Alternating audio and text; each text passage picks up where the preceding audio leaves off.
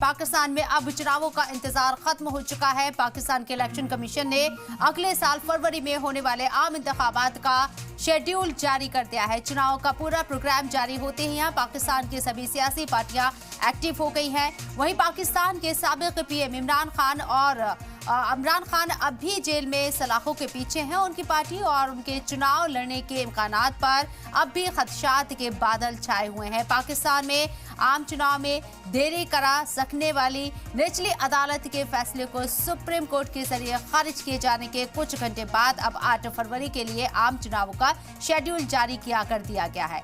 Pakistan election commissioner ने जुमे की रात को शेड्यूल जारी किया है और इससे कुछ ही घंटे पहले सुप्रीम कोर्ट ने आम चुनाव के लिए नौकरशाहों को इलेक्शन ऑफिसर के तौर पर तकर्रुर करने के इलेक्शन कमीशन के फैसले को मुलतवी करने वाले लाहौर हाई कोर्ट के फैसले को खारिज कर दिया था।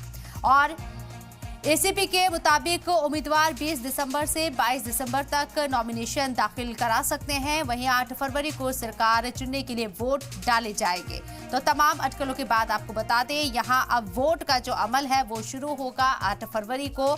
जिस तरीके से यहां ऐलान किया गया है इलेक्शन कमीशन के जरिए, पाकिस्तान में जो सियासी बहरान है वो कहा जा सकता है कि 8 फरवरी के बाद यहां खत्म हो जाएगा। हालांकि सियासी जमातें अपनी तरफ से पूरी जोर आजमाइश करेंगी और इमरान खान जो कि अभी सलाखों के पीछे है, इस चुनाव को लेकर उनकी क्या स्ट्रैटेजी रहने वाली है, उनकी पार्टी किस तरीके से चुनाव में जाएगी, ये भी हमें देखना होगा। इसके साथ ही नवाज शरीफ जो कि अब लाहौर पहुंच चुके हैं, वो क्या इलेक्शन के अंदर पार्टिसिपेट करेंगे और पाकिस्तान के अंदर जो बहरान अभी नजर आ रहा है, चाहे वो माशी बहरान हो, सियासी बहरान हो, 8 फरवरी के बाद के पाकिस्तान में तस्वीर बदलती हुई नजर आएगी। वहां की आवाम को एक स्टेबल वाकई में अब सरकार मिलने जा रही है, क्योंकि अब 75 सालों से ये नजर आता है कि अब तक कोई भी सरकार 5 साल का टेन्योर पूरा नहीं कर पाई है।